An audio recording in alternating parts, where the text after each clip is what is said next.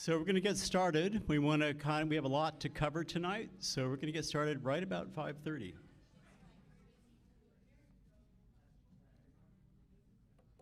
So good evening. I'm Chuck Gilbert. I'm on the board of Alaska Common Ground. So welcome to tonight's session. We'll be talking about a proposed change to the management of the Permanent Fund, which we all know is a huge fund. There's about $80 billion in it right now, and it's important to Alaskans for running state government and for PFDs and for other purposes. So it's a huge thing, and there's some issues that have arisen, and it's kind of time to take a look at them and see if we can do better. So we want to make the Permanent Fund definitely sustainable and grow the fund. So we're here tonight at the 49th State Brewery in Anchorage. We're also being live streamed on the Common Ground YouTube channel for those who tune in online. And a recording of the event is being done. So if you can't be here tonight, or your friends couldn't be here tonight, you can see it on that channel, which will be up shortly, I think later tonight or tomorrow. So to start off tonight, we're going to do about a 10-minute presentation on kind of the overview of the Permanent Fund, kind of in general, just a quick thing. Most people know something about it, but we'll just do the basics. And after that, there'll be about a 20-minute presentation on some of the issues that have arisen over the past time since the Permanent Fund came about in about 1980. And then we'll do a presentation. Presentation will be done on what the trustees' recommendation is to make some changes to how the fund is managed. So that's 10 minutes and a 20 minutes, another 20 minutes. So some presentations to start us off. And at that point, we'll do a panel discussion. So we've got 4 panelists we'll introduce here shortly. And that panel will be discussing the issues with the Permanent Fund, and particularly with the trustees' recommendation to make some changes to how it's managed. After that, we'll do a question and answer period, or even during the panel discussion, we'll put in questions. So if you have questions you want to ask the panelists, we're passing out cards. Maybe pick them up at the desk as you came in. Write your questions and comments on the cards, raise your hand, and a Common Ground board member will pick them up and bring them up to me, and I'll get them to the moderator, and then they'll be presented to the panelists. So to cover tonight's presentation, we have a lot of ground to cover. I'll be the timekeeper and making sure we stay on track, and so I'll ring a little bell if we're beginning to go over. So that'll be what the bell is about. So just a few housekeeping things before we get started. Phones off, please, of course. Bathrooms are out that door. Take a left and go past the hostess stand. Emergency exits are in the back here on one side of the room and on the side on this side of the room. And beverages are available by 49th State Brewery in the back. There's an open bar in the back, so please patronize them. They've been really good to us. They've allowed us to use this room and given us a really good discount on this room rental tonight. So do give them buy a drink from them, please. So this event is being co-hosted by Alaska Common Ground, of which I'm a board member, Institute of the North, and also Commonwealth North, 3 different nonprofit groups. And each of the groups is really focused on trying to help Alaskans better understand issues that are important to them and have a dialogue about them so we can do better as Alaskans to know the important issues and come up with solutions to them. So we couldn't do the work that we do, like putting on this event tonight, without support from you, and that's true of all 3 organizations. So we do appreciate your support. There's a donation jar on the table up there, QR codes and websites which you can use to make some contributions or become members if you choose to, and we encourage that. So now Ian Lang, who's Executive Director of the Institute of the North, is going to do a little short thing, and then we'll get into the presentations. Thank you.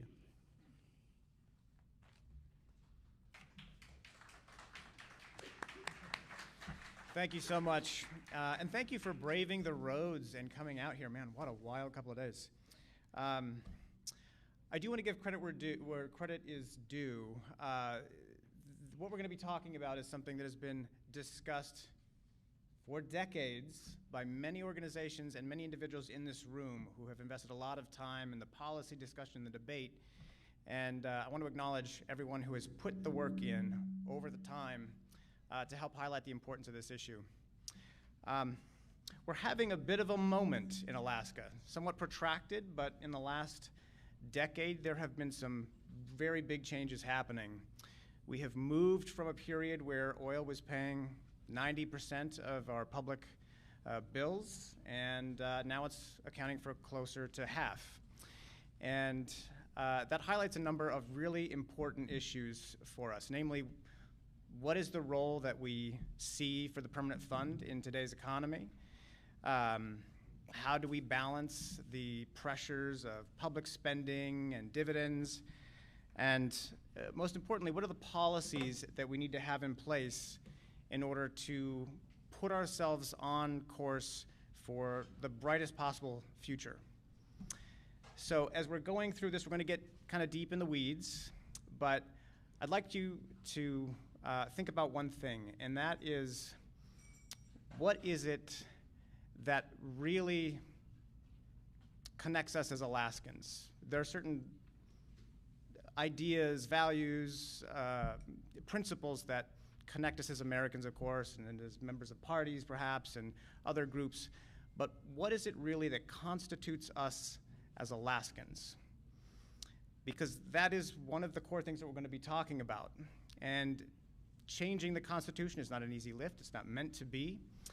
But we need to think about whether this is the sort of change that we want to see and what that shared vision really looks like and what we can come together in order to see happen. So with that, I'm going to introduce one individual who I'm sure many of you know, Devin Mitchell. I have a bio here somewhere. Mike? Okay.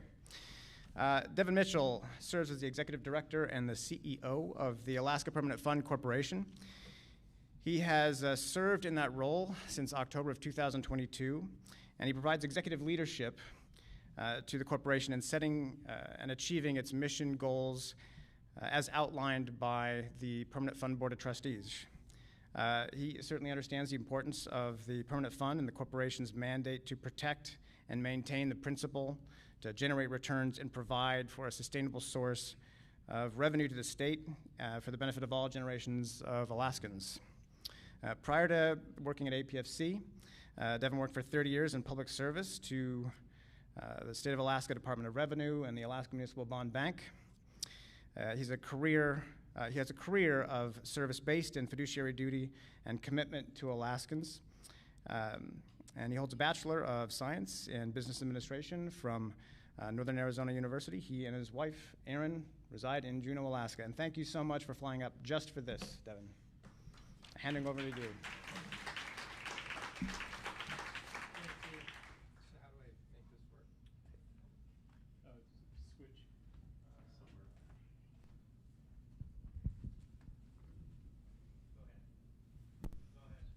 Go ahead. Try now. Okay. Hello? Yeah. So thanks, Ian, and thanks, Chuck, and your organizations for the opportunity to speak tonight. I constantly look for avenues to talk about the permanent fund and its importance. It's a little surprising that there isn't more people, despite the poor road conditions outside, because the permanent fund is, as Ian highlighted, our largest revenue generator at this point, and arguably the most important resource the state of Alaska has at this point. And everybody should be paying attention. There are a couple of things that are going on. A bit of an evolution has occurred within the accountancy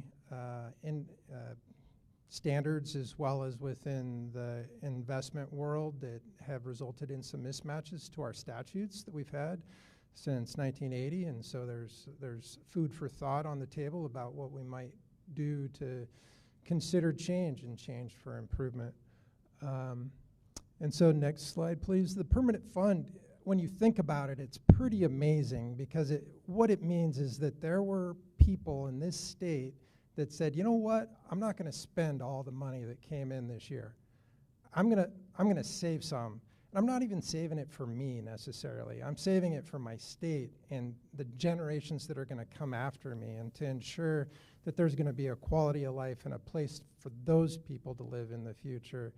And so, boy, we are obligated. Boy, this is maybe a different slide than I even remember seeing, but it's a great slide to start with. Pretty funny. And so when I think about the permanent fund and the serendipitous time that was required for its creation, you think back to the 1960s, and the state of Alaska's budget was about $150 million a year. And in 1969, they discovered oil in Prudhoe Bay. The state got a $900 million lease sale check. And people didn't know what to do. It was so much money. You think about that today, it would be like $35 billion showed up. Just this year, $35 billion showed up. It would be incredible. And people talked about a permanent fund. They talked about how they were going to use that money, and they decided that they needed to provide for the state's immediate needs, because there was so much in our state that required improvement. But people were aware that they thought that this money was almost unspendable in size, and yet by the time the Trans-Alaska Pipeline was under construction, the money was almost gone, and people were like, "Holy cow! The money got squandered." In their view, even though it was used for good things, it was gone, and when they thought that it was so much, it couldn't be gone, and so it set the stage for. We just had a big slug of money. It was spent. Maybe we should save some, and we know we're going to get a bunch of money as soon as the pipeline's done and oil starts flowing through it. And so in 1976, there was a constitutional amendment that was considered by the residents of the state, and this is it here. It provides for 25% of certain revenues derived from natural resources in the state to be placed into a permanent fund. And the primary source of that was, of course, the North Slope. There's other revenues that go in there, but they're de minimis in size and scope. And then the next thing that happened that allowed the permanent fund to continue to grow was that revenues were just extraordinarily large because of the oil embargo of 1973 and how that carried forward with the price of oil through the late 1970s into the 80s, early 1980s. And so the state's budget in 1980, I think, was around $4 billion. And so, again, it was just so much money that they didn't need to dip into the permanent fund. They didn't need, there was an ability to set that money aside because there was so much money flowing.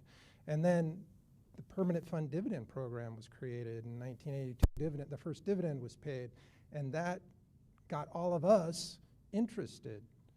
I mean, I remember as a little kid sitting around with the first proposal, oh, I'm going to get $50 for every year I've lived here, and then, oh, I'm going to get $1,000. Well, it's crazy.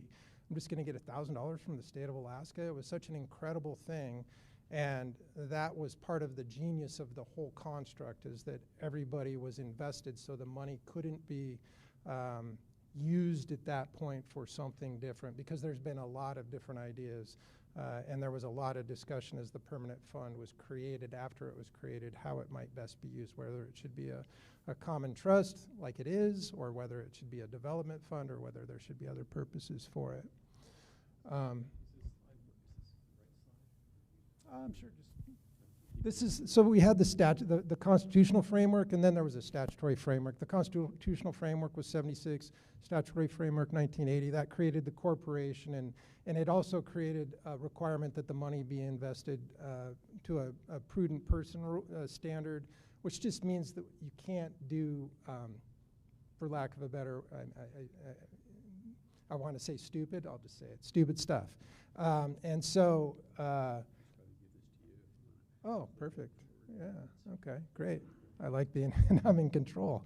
And so that constitutional framework then provided guidance that's led us to where we are, so that the fund has been as successful as it has. And you can look at other examples of permanent funds where they were entirely spent in some cases, and in other cases where they were used for economic development or for large projects, and those funds have suffered as a result of those other goals. And so our goal at the Permanent Fund Corporation is just to maximize risk-adjusted rate of return. So we don't want to lose the money, and we want to make as much as possible. And that's been the recipe for success. We're the entity that generates the revenue.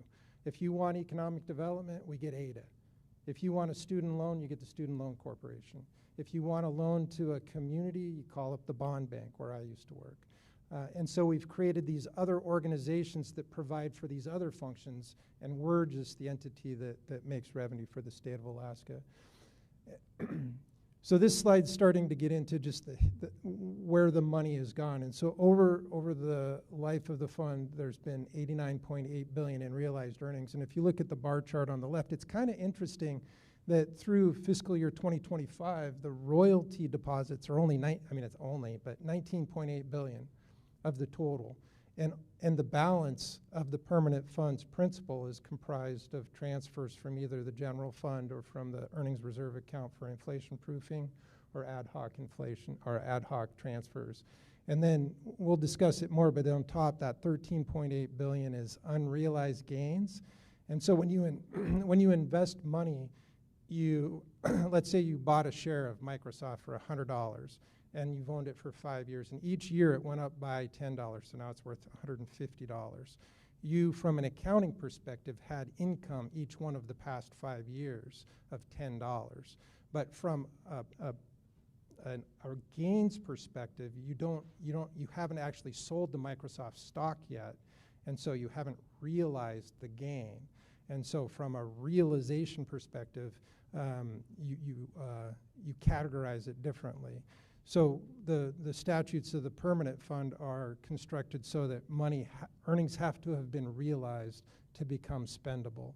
And so that is in part what's causing us to raise our hands a little bit and just say, hey, we've got a lot of unrealized gains based on how we're investing the fund to maximize risk-adjusted rate of return, and people should be aware of that. I don't want to talk too much about inflation proofing because Steve's going to talk about that. This just highlights the evolution of the portfolio. We went from a very simplistic portfolio. We have a pretty complex institutional portfolio at this point, 8 asset classes, a lot of private market exposure, which is difficult for us to participate in because we're so open and transparent about our investments, and private market transactions are difficult to be open and transparent about because we have partners that we enter into arrangements with to invest.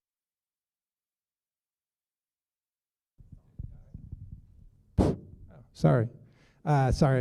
So they don't want to give away their secret investment strategies, and so we don't have good ability to provide as much transparency on some of those private market investments as we would like, which sometimes causes frustration for you, the public. But it's part of what the required recipe is at this point to hit our target rates of return. The highest performing asset class over the last 10 years has been private equity, which is one of those asset classes that we just don't have the same ability to be as transparent as we can with public equity. The chart on the right just shows that our target rate of return is difficult to hit. We have a target of a real rate of return of 5%. So what does that mean? It means that we're going to have 5% plus inflation. So 2022 is a good year to look at because you go, okay, well, the fund in fiscal year 2023, the fund had a negative 1.3% rate of return, which is bad and it's negative, but it was good relative to our benchmark and to especially a passive benchmark for that year. But then you go, okay, so that's negative 1.3, then we have a payout of 5%, and then we had inflation of 7%. So we're 13% behind in 1 year on our target. And so that year, and this chart highlight, the gold dot is our target, and these bar charts are 10-year look-backs. And you can see that there was a big trough of about 10 years of 10-year look-backs, starting with the great financial crisis through 2018, where that target wasn't hit. And the takeaway is that a 5% payout is a challenge, and maybe that's the most that it should be. So when people say, hey, how come your payout's not 10%? Well, it could be, but you'd be eroding the value of the fund in that intergenerational compact. You'd be taking more than your share. You'd be catching more fish than you should have. There's not going to be a run next year. This chart shows the incredible impact that the percent of market value statutes have had on the state's revenue stream. As Ian said, I used to work with the bond bank, and I also used to work for the state of Alaska as the debt manager, so I'd talk to credit rating agencies all the time about the state's credit. And when you have a revenue stream like it looks like prior to 2019, that's a very difficult credit story. You go from $2.5 billion to $8 billion to $3 billion to $6 billion. It's like being a gambler almost when you're reliant on a commodity like oil for your primary revenue stream. And the stability that we've had since fiscal year 19 with the base of permanent fund revenue transfers that are predictable and reliable relative to that historical revenue source. And the formula for determining the payout is the last 5 completed fiscal years ending balance averaged, and then 5% of that. And so for fiscal year 2026, it's just under $3.8 billion. And that's the final slide I had for this portion of the presentation. I'll hand it over to Steve. Okay. Thank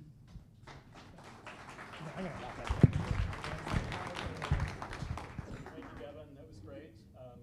Is this mic on? Yes, I can hear it now. So next up is Steve Rieger. Steve served 10 years in the Alaska legislature. First elected to the State House of Representatives in '84, and then the Alaska Senate in 1992.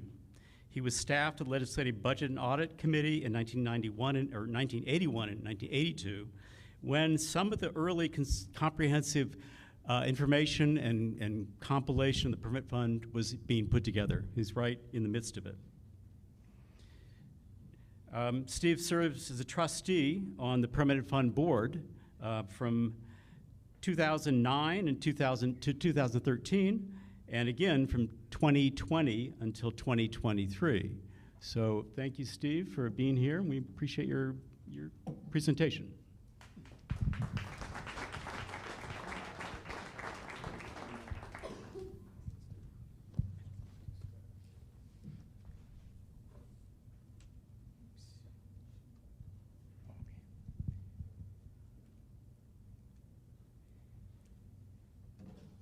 Well, I'm gonna move to something a little more specific and talk about one of the problems that's emerged from the 1982 enabling legislation that Devin referred to all the way to the present.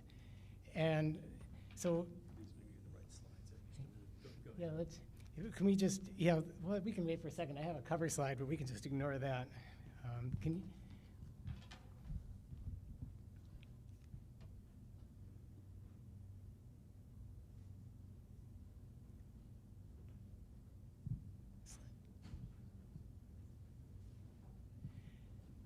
Great, that's good enough for starters.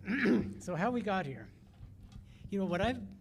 Especially in the last year, from time to time, I've just been asked, hey, what's this deal about the earnings reserve account running out of money?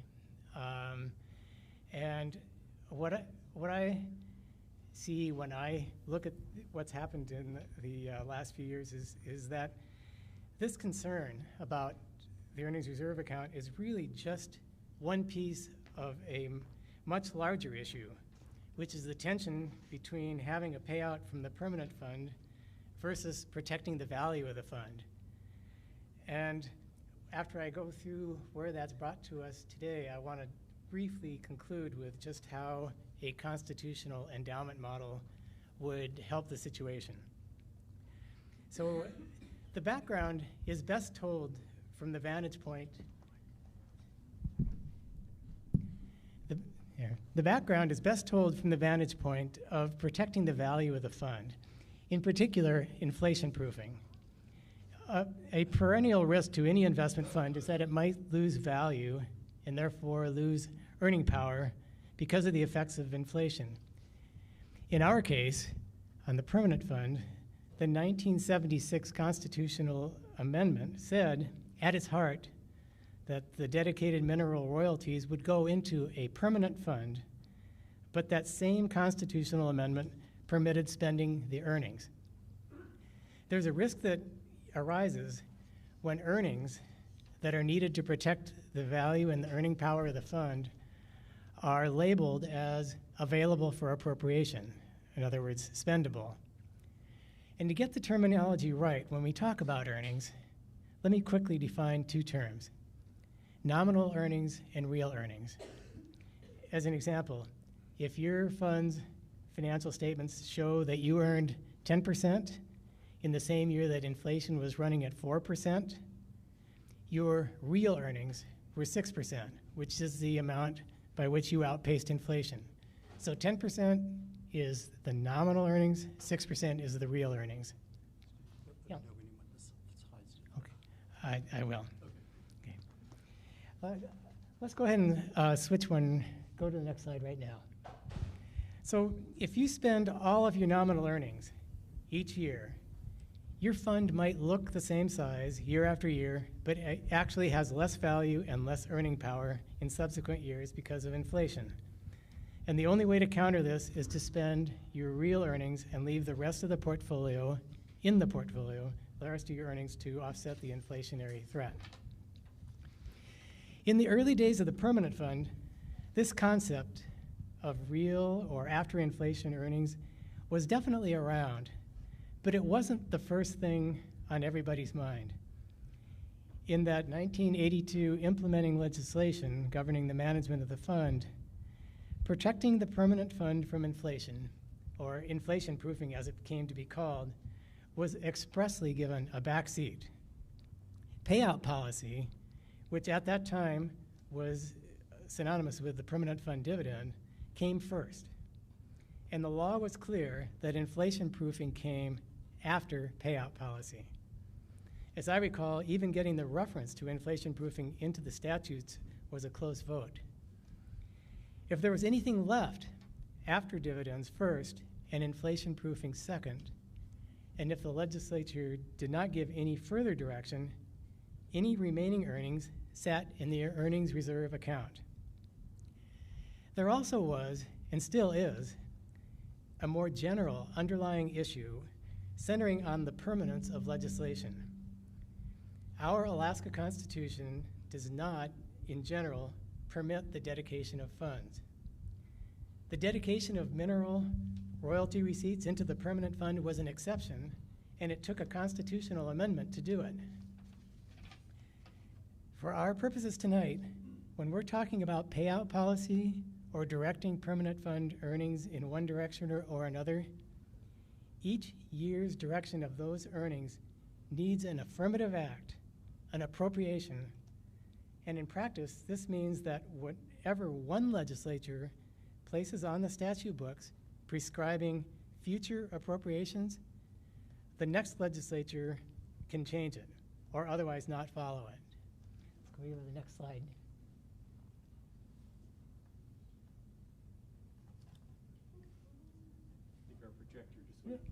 There it is. So here was inflation proofing, and it wasn't the most auspicious start. It's a close vote to even get it in, and to top it all off, the formula for payout policy was based on nominal earnings. So even though the payout was based on just a portion of nominal earnings rather than all of it, there was no assurance that it would leave enough room for inflation proofing. If there wasn't enough, it was possible to take the remaining shortfall out of any buildup from prior year's earnings that was sitting in the earnings reserve account. But if that was ever dry, preserving the value of the fund itself would be in jeopardy. And because of the constitutional provision prohibiting dedicated funds, in spite of a law on the books prescribing inflation proofing, it still required that appropriation from the legislature each and every year. But amazingly, still, that arrangement did work for a long time. Through the remainder of the 1980s and the decades of the 1990s and the 2000s. Not only did the fund earn enough to meet the payout policy, nominal earnings based as it was, but each year saw an appropriation for inflation proofing. The only exception was 1 year when there was no inflation and there was no inflation proofing appropriation. Other than that, it happened every year. It helped that the fund had good investment results relative to inflation, and it helped that the payout policy was based on a 5-year average of earnings rather than just the most recent year, which in the growing fund situation that Devin described tended to make the payout more conservative. And there was also a conservative method of calculating nominal earnings that excluded unrealized gains. Devin touched about that. That might not have seemed so significant back in those early days, but as the fund has grown and the nature of investments has evolved, just the difference between counting or not counting unrealized gains can be a big deal. Things changed during the decade of 2010 to 2020. On the plus side, from the vantage point of inflation proofing, payout policy changed. There was an addition of a new payout limit.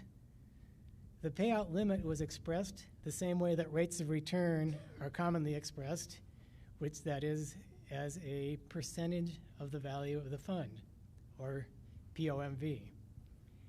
Most importantly, this new limit was based on real earnings at last, or more precisely, expectations of what real earnings would average out to over time.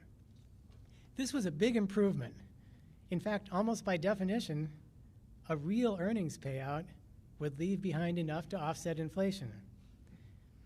That change payout limit was put into law in 2018, even though the older statute, which put inflation proofing in the back seat, still survives.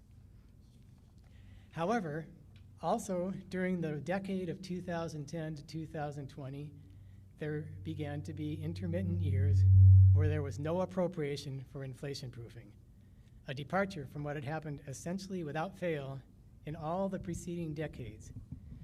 The first such instance occurred in 2016. Another thing that happened in about that era was that the payout began to be used for both dividends and for general government, increasing the attention and the pressure on payout policy. So to help visualize the dynamics of how I see the issue facing us today, I'm going to show a few charts, and I'm going to use just 2 colors, red and green, to describe the funds under management. It's going to be quite a departure from the complex charts that Devin was just showing you, but I think it gets the point across. What starts out as seeming pretty straightforward gets a little more involved, so please just bear with me.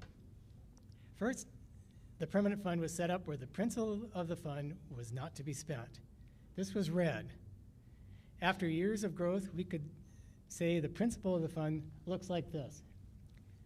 It's a constitutionally protected column of money. The earnings of the fund, however, can be spent.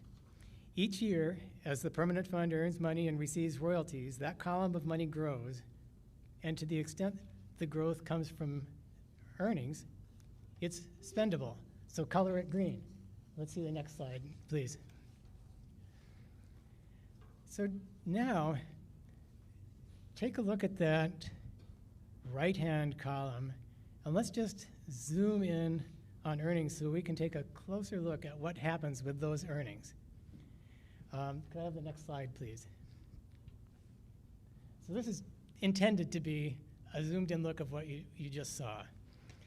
And I'm using the same 10% of earnings and the same 4% of inflation that I used in the last example. The payout policy takes a portion of the earnings. So I can have the next slide, please. So in this example, I'm just using a simple 5% payout. The green part is smaller, but the red part, the principal, is untouched. Now, let's take a look at what happens when the legislature inflation proofs, when the legislature inflation proofs. Could I have the next slide, please? What's interesting here is that the size of the column doesn't change. It's the same amount of money under management. What's happened is the dividing line between red and green changes. The line moves up. So more red, less green, which translates as the more of the fund becomes constitutionally protected and less is available for appropriation. And the movement of that line is a ratchet. It can move up, but it can't be unappropriated. When that line moves up, it's there, because the Constitution has grabbed that once it's there. Now, notice also that in this example, there's a little bit of green left over. Whatever green is left over carries forward as green on to the next year. And the accumulation of those carryovers can cause growth in the earnings reserve account. So a more complete version of the charts we just looked at would include all those prior years' accumulation of those little slices of earnings that hadn't been used for either for payout or inflation proofing, making the green part larger than what it looks like on that chart. And a more correct label for the green part would be earnings reserve account. Now, here I just have to digress for a second and talk a little bit about the red and the line between where the green stops and the red starts. You remember Devin gave an example where he said there's a share of Microsoft stock that started at $100. You bought it for $100, and now it's trading for $150. Well, imagine that stock is sitting, it's residing in the principal. It's sitting in the the red part. Here's a peculiar or curious thing about the way that the permanent fund has to account for two things. They have to reconcile one, the need to accurately show the true value of the funds under management, but they also have to deal with this statute that excludes unrealized gains.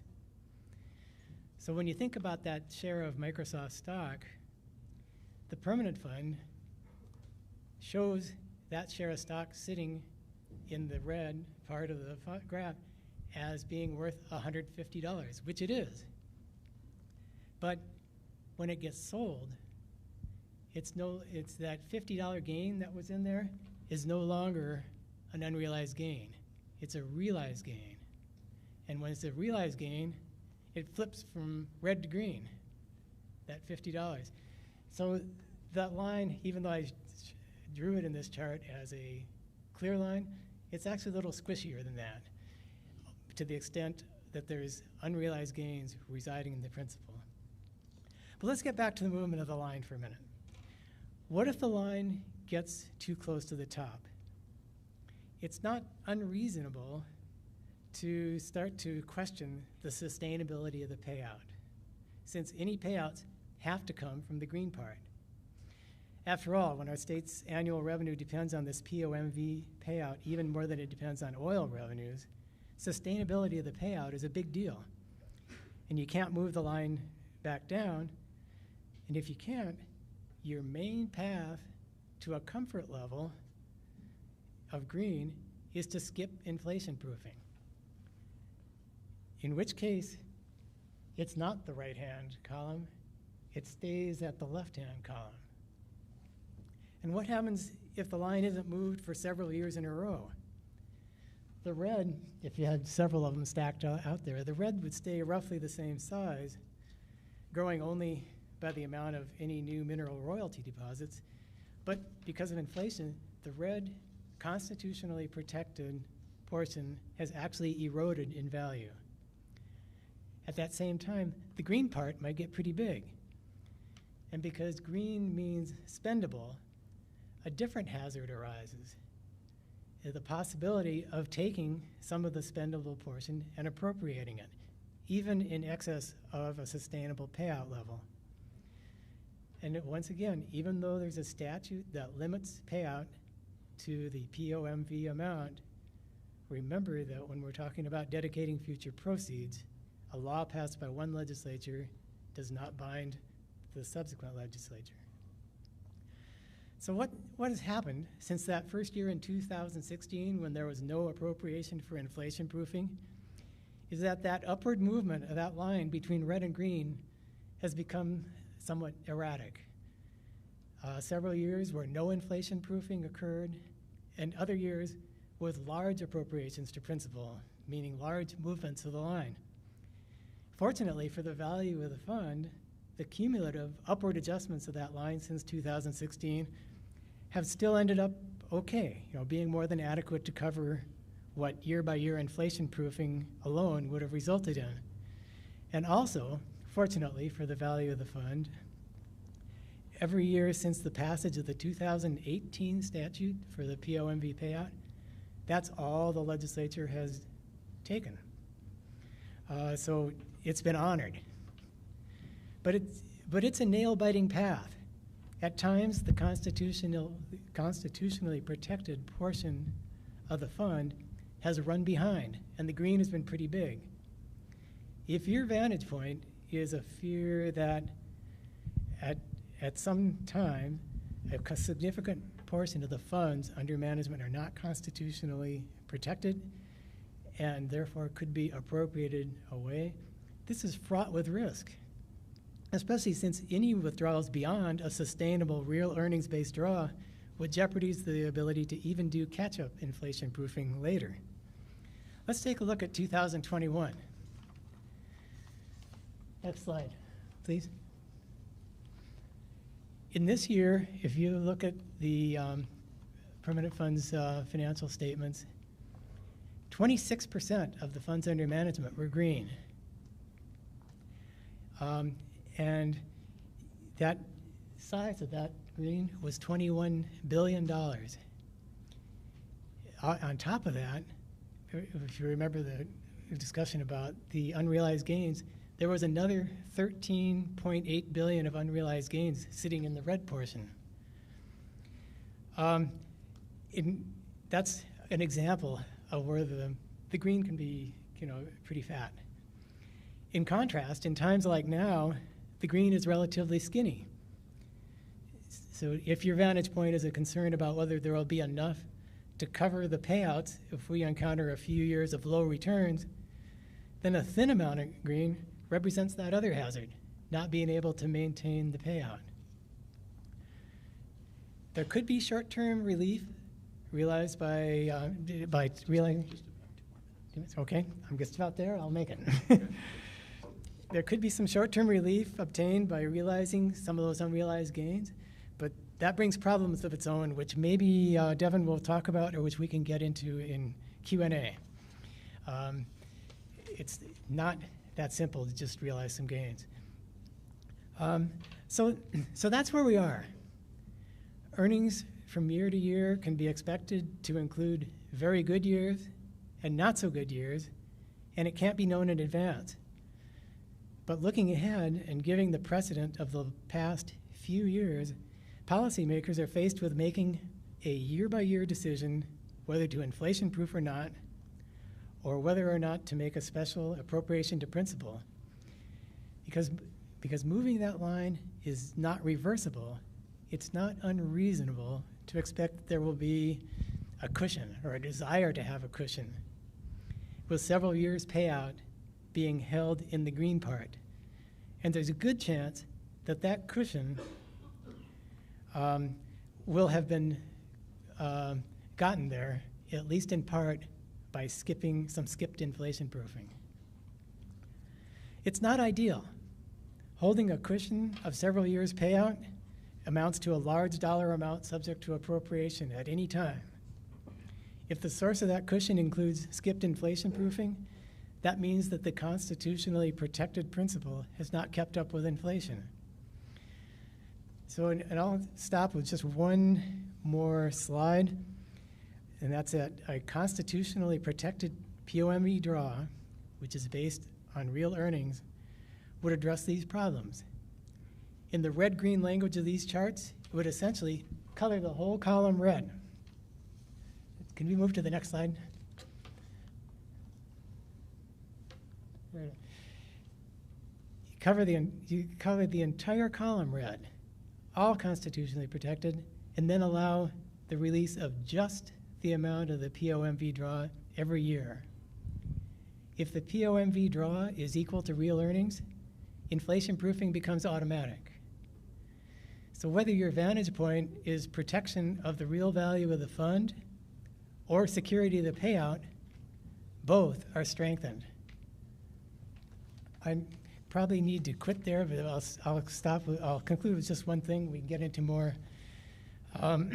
Getting the payout percentage is critically important.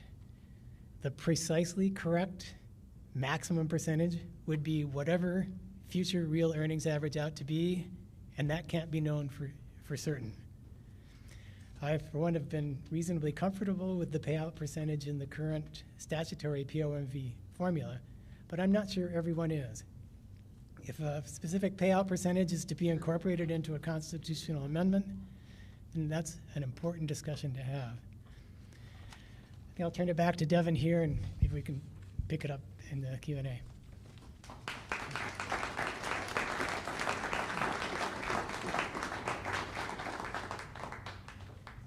if we get up back to that where I stopped in that other presentation, because it just continued on that presentation.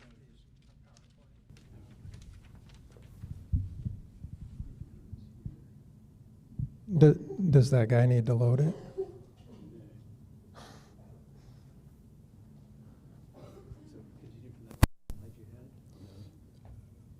Yeah, that's it right there. Yeah. So do we have a little clicker deal? The slide changer? Yeah, thanks. So Steve made a valiant effort at making something that's really complex simple. It's hard to do. And before I go on, I did want to point out that I have one of my trustees in the room. Ethan Shedd is over there. So thank you, Ethan, for your service on the Board of Trustees of the Alaska Permanent Fund Corporation. I also just read the second half of Dave Rose's book. Dave Rose was the first executive director of the Alaska Permanent Fund Corporation and wrote a book. The first half is about his life, and so that was less interesting, but the second half was about the permanent fund, primarily, and his views. And it was interesting how many similarities there are from that time to this time. But I did, there's a lot of names in that book of people that were involved in the creation of the permanent fund. I saw Cliff Grow walk in, and he was one of the names that was in that book. And Steve Rieger was also a name that was in that book. And there's maybe somebody else here. I don't know. Those are just the two that I know. But it's, you know, there used to be a room full, and now there's a handful of people that were part of that era of people that created this resource for us. So this is a chart of the permanent fund as of November 30th. It was a total balance of $80.8 billion. And that's different than assets under management. So if you went to our website, you might see a different number for that day, $83.6 billion. That includes some money that's not part of the accountancy balance, but is still resides within the permanent fund during the fiscal year until it's withdrawn by the state of Alaska. So the $72.4 billion in the principal, 13.8 of that is unrealized gains. And again, that like we discussed a moment ago, if those investments are sold and those unrealized gains are then realized, that $13.8 billion would transfer over to the earnings reserve account. And the same thing in the earnings reserve account, that $1.6 billion of unrealized gains, if the other money in the unrealized, or I'm sorry, the other money in the earnings reserve account were expended, that $1.6 billion would transfer over to the principal. And so it's pro rata allocated between the two based on the size, the accounting value size, and it's a bit of a false flag to say that it's part of the earnings reserve account balance, because it disappears as the earnings reserve account is expended. And again, the earnings reserve account is the portion of the permanent fund that's available for appropriation. $8.4 billion on this date. Sounds like a lot of money. Why am I talking about it? Well, $3.8 billion is committed for the fiscal year 2026 percent of market value transfer.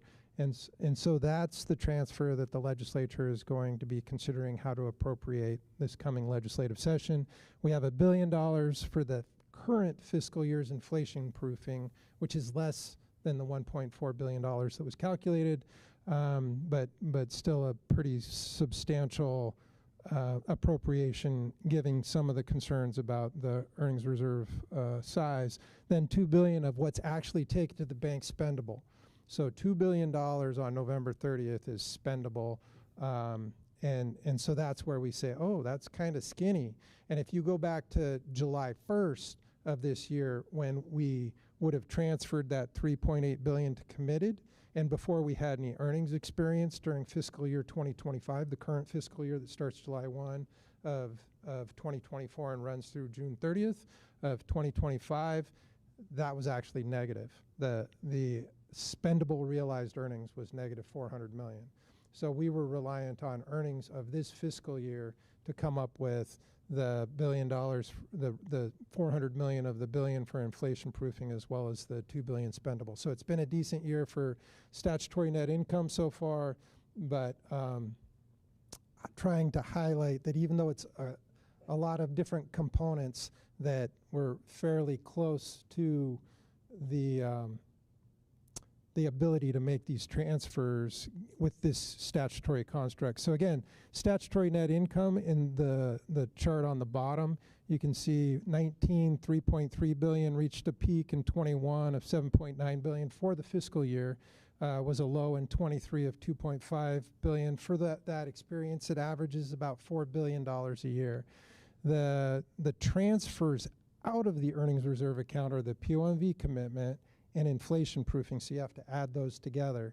And they average something closer to $5 billion. And so that creates a negative trend on the balance of the earnings reserve account. In large part, that negative trend is offset by a positive trend in unrealized gains. So gains that we've had each one of the years, but which we can't transfer to the spendable part because we haven't realized them yet. This shows just earnings reserve account gains or unrealized gains in the bottom line, but the total gains, like we saw in that prior chart, you add together the 13.8 and the 1.6, and you're at 14.4 billion of unrealized gains. You go back to 2005, you're about 4 billion. So there's been a gradual increase in unrealized gains based on, again, that asset allocation, those private market exposures we have. Real estate. When you buy a real estate holding, our largest real estate holding is Tyson's Corner. It's a big mall in DC that also includes a residential tower, 2 office towers, there's a hotel, it's 300 stores. It's a huge property, a couple $1 billion value. We're a 50% partner in it. There's a capital gain there of around $600 million. And so has that money been earned? Well, yeah, it was earned over the last, I think they acquired that in the mid-'80s. And so you're like 25 years of experience, 35 years of experience, that money's been earned, but we can't actually spend it unless we sell it. And we don't want to sell Tyson's Corner. We think it's a good asset. And so it creates, again, our accounting structure and how we're investing money and how money becomes available for expenditure. There's a bit of a mismatch in that construct. And private equity is another place where there's there's unrealized gains that are slow to come out just based on the long life of those investments, 10-year sort of an average investment life with a high level of illiquidity. It's difficult to get out of those investments prior to their maturing. The inflation proofing, again, Steve touched on this, but you can see that 2016, that was the first year that inflation proofing wasn't made to the fund, and it might have been the same year. So the Constitution has a 25% dedicated royalty revenue and some other, it's minerals and there's a larger definition than that, but basically royalty revenue that flows into the permanent fund. And then by statute, there's an additional 25% of fields developed after maybe 1980. It's only a subsect of the fields, but that also flow into, that money also flows into the permanent fund. And in 2016, the revenue situation, we had $3 billion recurring fiscal deficits during that time frame. The Constitutional Budget Reserve had about $16 billion in it, which seemed like, again, insurmountable amount of money, and we were burning through it at a rate that you could see the end. And so people started taking precautionary measures, and they didn't appropriate that statutory royalty revenue into the permanent fund either at that same time. You see a makeup appropriation in FY 2020, the $4.7 billion, $4.757 billion that was appropriated into the fund in FY 20 was $4 billion more than the $757 million of inflation proofing. The legislature had specific language that indicated that was for inflation proofing, and it was for inflation that might occur in subsequent years. And so it basically paid for it made up and paid it forward. There was another large appropriation in FY 22 of an additional $4 billion that did not have that inflationary language. So when you look at the fund, if we went, I didn't do as good a job of describing it as I should, but when you look at the principle, it had 4 components. And it was the royalty revenue, $19.8 billion, and then there was inflation proofing, and then there was ad hoc appropriations. It's about $15 billion. So $15 billion since the permanent fund was created has been appropriated from the general fund or from the earnings reserve account by the legislature for whatever their reasons were, to limit the growth of government, to make the permanent fund bigger, so there's different reasons they might have done it, but in any case, they weren't designed to be inflation-proofing transfers. They were designed to be transfers to grow the size of the permanent fund. And so we don't include that $4 billion as inflation-proofing. And as a result, you can see the total for this time frame experience, we're $1.8 billion behind on inflation-proofing. I've heard from a permanent fund advocate, somebody that's very interested and writes a lot about the permanent fund, that maybe that $4 billion should be included. If you did include it, then you'd be $2.2 billion ahead.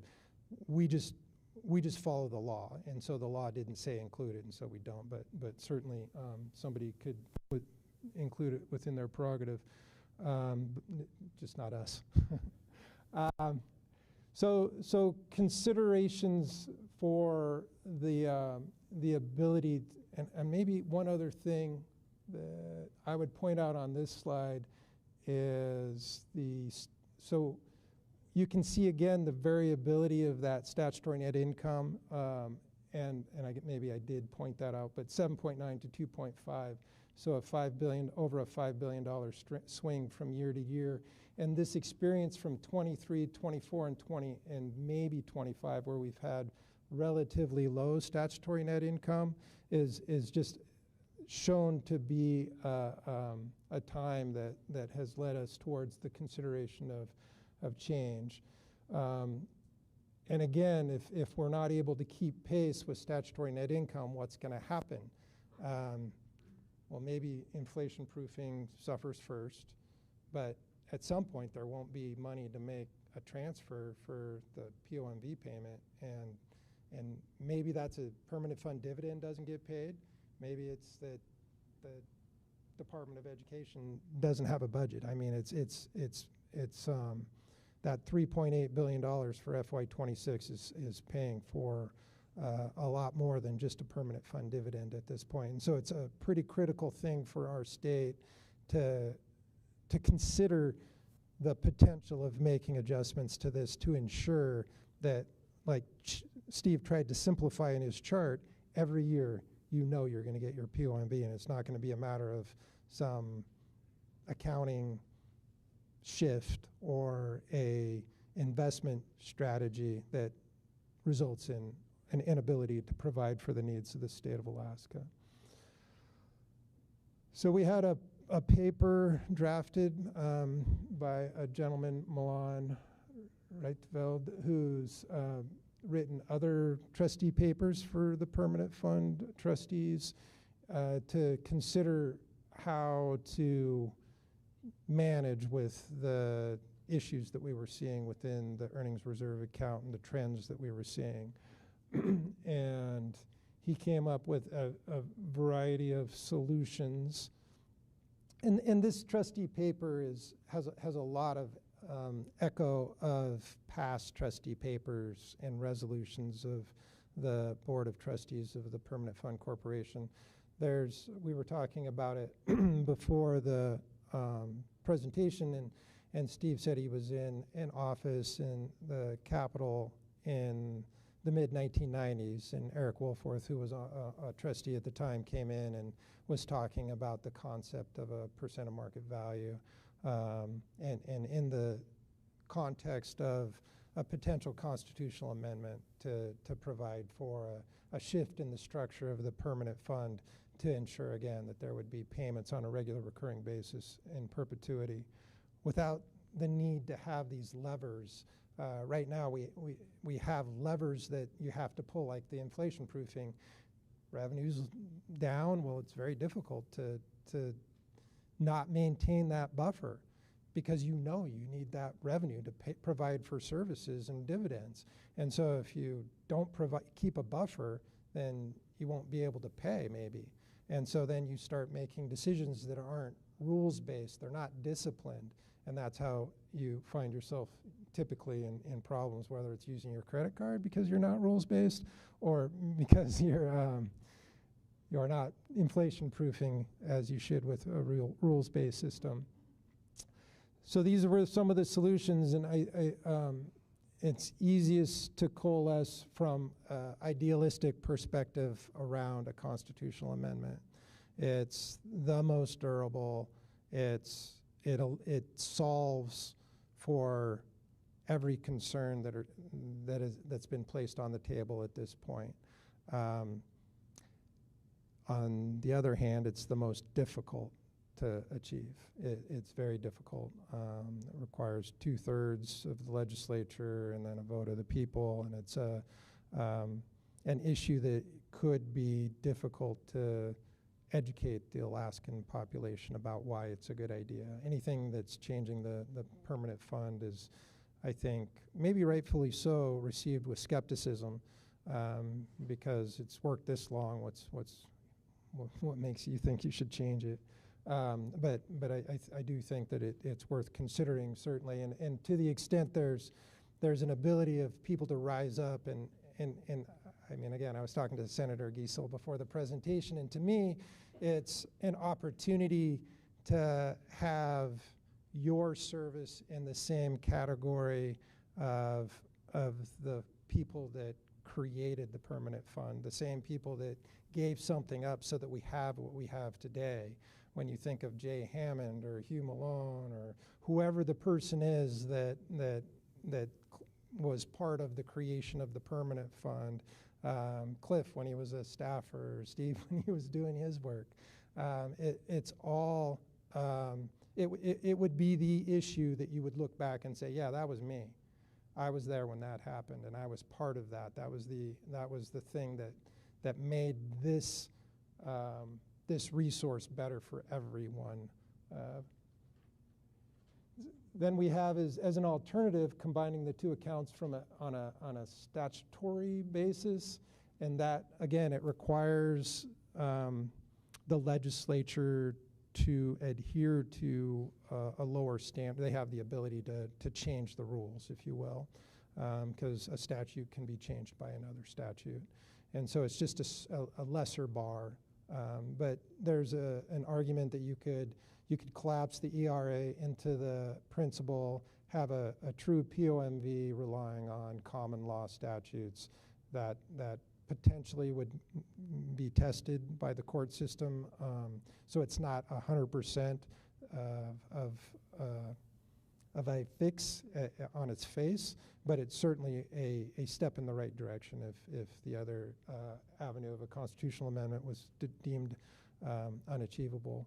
And I think there's some other ideas out there that might provide for a statutory framework that could be more workable as well.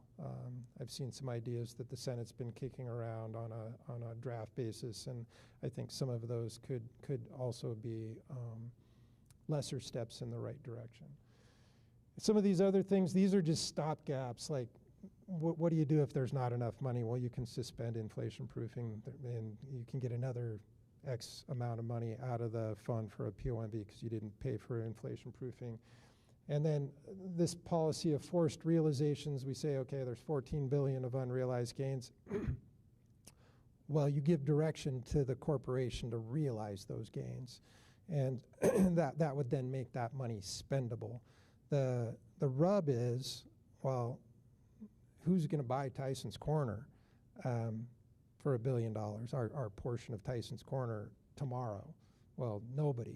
It's an asset that has to be sold on a very thoughtful basis, and it's likely that it will take time, and that's true of many of our private market holdings, private equity in particular. If you want to get out of a fund in year 5, you might take a 30% haircut, so get 70 cents on the dollar. So your unrealized gains, they poof, disappear. Public markets, as far as equities, stocks, yep, we could churn that portfolio. What it's doing is it's pulling statutory net income forward, so a future year won't have that, what would have been the natural progression of statutory net income, but it would be a stopgap, a one-time thing that you could do. Same thing if we had any unrealized gains on our publicly traded fixed income portfolio. So those are the options that are laid out. I mean, the focus is a statutory fix or a constitutional fix, which obviously is involves the legislature as well. And I don't think people can understate the importance of considering supporting those changes. And this just highlights some of the support that's been on record since these resolutions were from 2003 and 2004. But like I said a moment ago, Steve, and I've heard similar conversations about the 1990s that definitely these conversations were going on during that time frame. So it's been a very long time being considered, and I think that we're just being nudged in that direction right now based on the POMV statute that's been in place for a relatively short period of time. It's only been 7 years, right, since 2019. And so we've been using the permanent fund in a different way than we ever did prior to that. Because prior to that, you paid dividends. That was half of the prior 5 years, 21% of the prior 5 years' earnings. And the other half just went into the fund. So the state never used its half. It just put it back into the fund. And so now you're using basically what can be used. So it's just a different scenario. Am I out of time yet? It seems like I've been talking a lot. I think you've done it. Okay. So these are just things that demonstrate the complexity of our current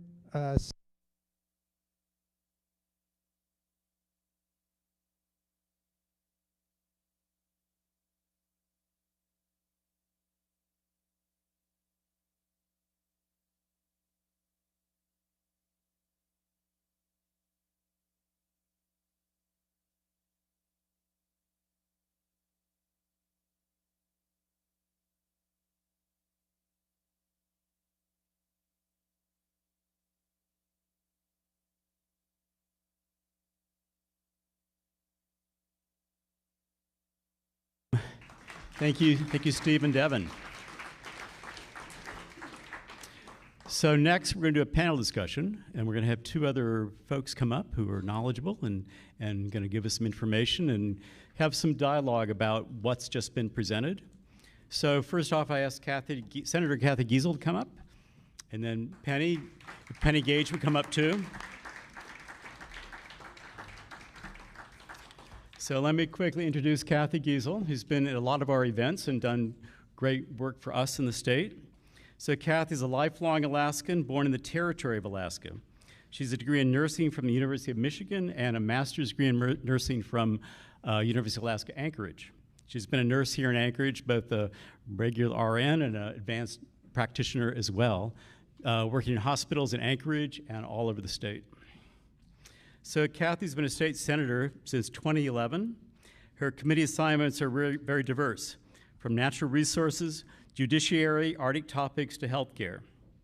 Senator Giesel served as the Senate president from 2019 to 2020. Since 23, she fills the role of majority leader of the Senate Bipartisan Coalition. She currently volunteers healthcare services for school-based clinics in Anchorage for the Anchorage School District and the Alaska Health Fairs.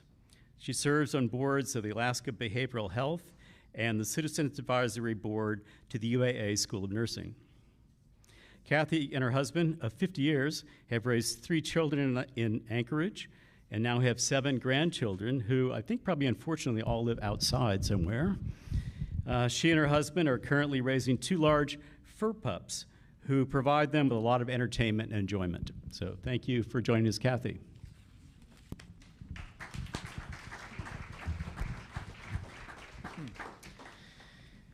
And finally, I'd like to introduce Penny Gage. Penny Gage is a friend of mine, and she brings the perspective of the local citizen to the panel today.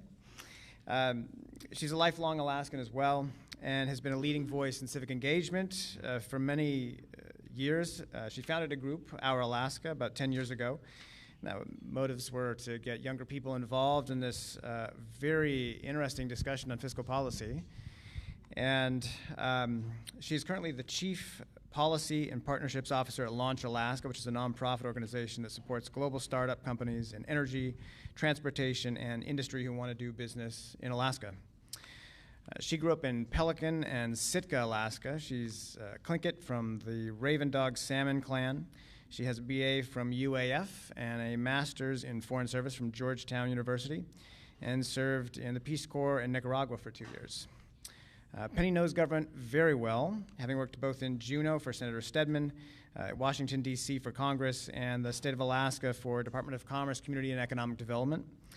In her current job with Launch Alaska, she primarily works with the private sector, seeing the impact that growing startups have on Alaska's community and economy.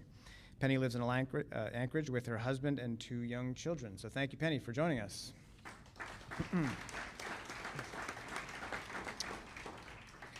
So we're going to dig into some questions on all the stuff that we have talked about. If you want to give us a question to consider, you can get that via the Alaska Common Ground staff to Chuck here. Chuck will get them to me, and we'll feed them in. I want to set a little context here, and Senator Giesel, maybe you can help us out. But I just want to look back over the last decade when things changed very abruptly. We started spending a lot more savings. And to date, I think we have probably spent north of $20 billion in the neighborhood from non-permanent fund savings. And this is a little technical, but if you could talk a little bit about the other savings accounts that we have been using, the pressure that is putting on the permanent fund, and how the permanent fund is fundamentally different from these other savings accounts. Is that clear? Sure, Ian. Yeah. Okay, I think this is on. Hello? Hello? Oh, it's working. Okay. Needed that to blow its nose first. Sure. So we have a statutory budget reserve and a constitutional budget reserve. So that constitutional budget reserve at the beginning, about 2020 or so, had something like $16 billion in it. Those are approximate numbers, of course. But over that decade, from 2010, 2013, 2015, those years, the price of a barrel of oil tanked. And consequently, we were not using our part of the earnings reserve at that time to fund government, and so we had to dip into the Constitutional Budget Reserve. That CBR, as it's referred to now, is dangerously low. It should have in it twice the annual spending for our budget. It does not. It has about $3 billion in it, roughly. That's pretty low. So that's been expended. That's why the earnings reserve account now and the percent of market value is so critical to the state. The percent of market value that comes out every year, this coming year will be 3.7. Is that true, Devin? Yeah, $3.7 billion in earnings coming out for us to spend on state services. That's so critical because it's actually more than 50% of the general fund. If you don't count the federal money we get, it's more than 50% of our general fund earnings now, our money now to spend. What would we do without that? And that's really what this is about. That's really what this constitutional amendment proposal is about, is creating stability so that we can predict how much money will be coming out each year, that that money is sustainable, and that the permanent fund, I keep pointing at Devin, he'll represent the permanent fund, the corporation for us, he can invest the rest of the money in a sustainable way, in a way that earns the greatest returns. That's really what they've been mandated with. Take this money and get the greatest return for the state. So by this constitutional amendment will actually do that, create that stability so that we don't have the fluctuating demand on the earnings reserve account. You know, Devin, you showed slide 11, and you probably don't have the clicker anymore. Oh, good. Maybe you can get back to slide 11. But that inflation proofing is critical. You know, Elmer Rasmussen was the first chair of the board, and he called it the thief in the night. That's what he called inflation, the thief in the night. And I think all of us can identify with the fact that the value of our savings, it deteriorates every year. Well, if we don't keep inflation proofing, making up for that loss in the permanent fund, it's going to shrink in value. And so that inflation proofing is critical. It is true that the legislature makes an arbitrary, well, it's not really an arbitrary decision to not inflation proof. It's based on the fact that we feel a shortfall in income. And if we look at the years that was done, oh good, the slide's up, right. So fiscal years 16 and 17, 18, those were years when we were having very small revenue from oil. And so we were pulling out of the CBR, the savings account, and so to defer inflation proofing made sense to us then. Now, the instability happened in FY20 and FY22 when suddenly the legislature decided we're going to pull $4 billion out of that earnings reserve and put it into the principal.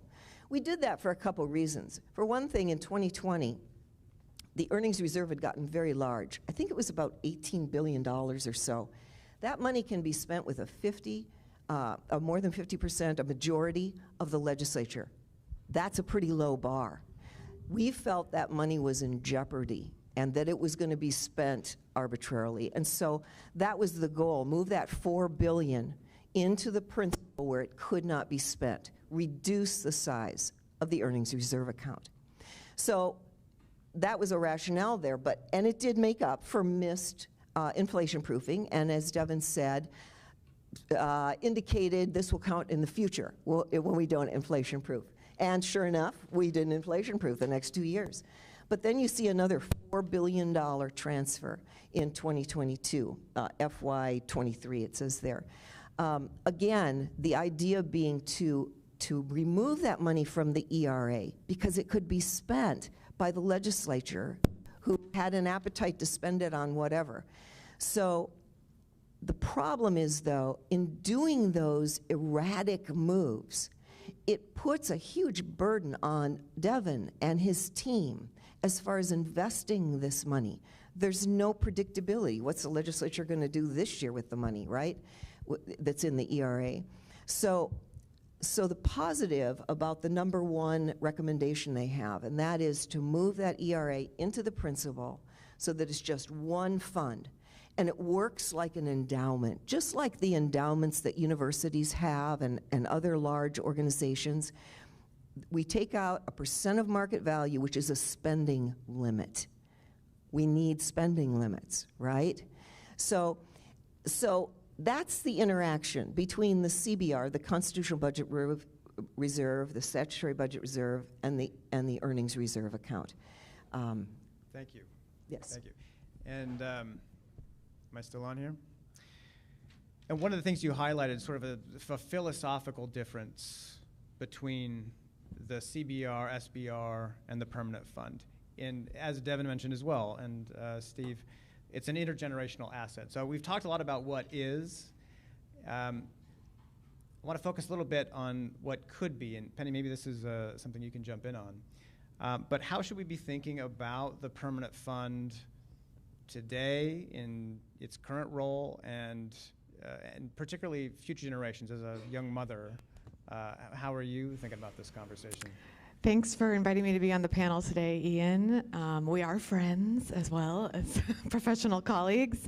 And hello, fellow adults. After 2 weeks of Christmas break and a stomach flu and daycare closure today, I'm just happy to see adults. Is this the microphone? And you'll forgive me for having my remarks here to make sure I don't forget as I get back into the swing of work. So I've lived in Anchorage for 10 years. As Ian mentioned, I grew up in Pelican and Sitka. And of course, Senator Stedman was unable to join today due to some travel issues, but he's my hometown senator from Sitka. And I'm a parent of a 2-year-old and a 9-month-old who are hopefully asleep by now. And like many Alaskans, the pandemic really reinforced for me why I want to live here. My husband and I were looking at moving to the East Coast, where he is from and where I did grad school.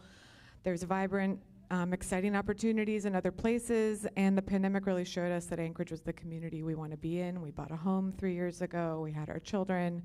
We have a cat fur child, like Senator Kiesel. And I hope that my children will grow up in a thriving Alaska. And I imagine those of you who have children or grandchildren are feeling the same way. And the future depends on us making hard decisions now. And as we know, ever since Russian colonization in the 1800s, we've been dogged by this boom and bust cycle. And in my home region of Southeast, I've seen it even in my short lifetime. Of course, before I was born, there were Russian fur traders hunting sea otters to near extinction, and then later came the timber industry. The pulp mill in Sitka, which was a huge economic driver, closed in 1993 when I was 6 years old. So I was too young to really understand it, but I did know that in a town of 8,800 people, 400 mill workers lost their jobs and families moved, and friends of mine from preschool left the town, and the seemingly stable economic ground that you felt around you could move at any point. And I think we all probably have similar stories like that. And even in my 30s, I'm tired of the boom and bust cycle. Maybe you are. And that's where I think we can be looking to this permanent fund, this $80 billion asset, as something that can provide some more of that stability. And as a millennial, I'm what some have called part of the post-pipeline generation, and I am benefiting from that intergenerational equity that the fund was initially established to help set up. I am benefiting from the roads, the schools, and I hope my children will be able to, and their children. And it's for all future generations of Alaskans, not this generation, if we look in statute. So to your question, what gives me hope, why I said yes to being on this panel today, is the potential of this fund to support the future of our state and our families, because that's what I think the permanent fund was supposed to do, and that we can ensure strong public schools that my very precocious daughter will be able to attend in a few years, economic opportunities that draw in new residents when we know our communities are losing residents, and well-maintained communities. So I worry that short-term thinking, like Senator Giesel said, we need a budget, and overdraws from the fund puts that in jeopardy, and so I'm really excited for the recommendations in this trustee paper. Even being 20 years old, there seems to be a new relevance to the conversation and excitement around it. Thank you so much. One question for the audience. When we've been jumping right in and talking about a constitutional amendment. Is it clear what that means to everybody here? Just like a nod or shake your head, roughly what we're talking about? Okay. Devin, can you give us 2 sentences to just describe what that endowment model means? Or 3. Maybe that. Yeah, 2 seconds. 2 sentences. It means that the levers that the legislature needs to currently adhere to, the discipline is removed, that the requirement for discipline is removed because the discipline is embedded in the structure. The structure, if you have a constitutional structure that provides for an annual payout for the state to appropriate, it takes away all of the noise. That's the structure. Okay. It just means basically under no circumstances are we going to spend more than 5-ish% of the fund. Exactly. The ish being that there's a rolling average. There's some complications there, but. Devin, I know you did touch on it, but could somebody just describe the process for a constitutional amendment? Well, fortunately, we have one. Yeah. There we go. The process is that a joint resolution is introduced in both the House and the Senate that proposes a constitutional change, an amendment. It has to pass both the House and the Senate individually with 2/3 of the vote. So it's a high bar. It's more than 50%. Then assuming it passes each body by 2/3, it immediately goes then onto the next general election ballot for the public. So theoretically, let's say this is 2025, there's a joint resolution proposed, House and Senate, and it gets passed by the time the legislature adjourns in May of 2026. That proposal then, that amendment, would go onto the ballot in 2026 for the citizens to consider and to vote yes or no on. This is the same process that took place to actually create the permanent fund itself back in 1976. Devin talks about, he's naming people like Steve and Cliff who are in the book that Mr. Rose wrote. But actually, I'm seeing a lot of folks in here that are about my age. We all created that permanent fund when we voted for that. So just to expand the universe a bit more. Thank you so much. And as Devin, I know we were talking, well, Steve and I were talking before the presentation. This is not a new idea, right? Some form of this has been discussed for decades. And I know various efforts have come and gone over the years.